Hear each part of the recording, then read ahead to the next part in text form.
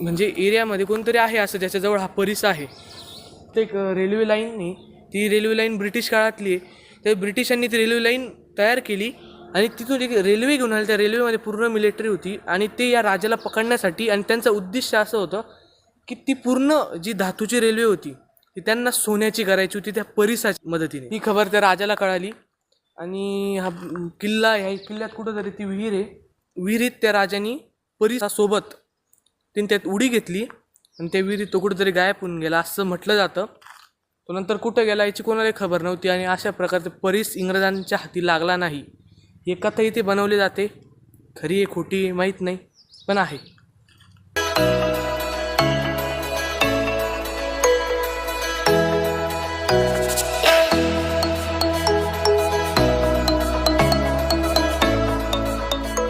असे बरेच किल्ले लोकांना माहीत पण नसेल.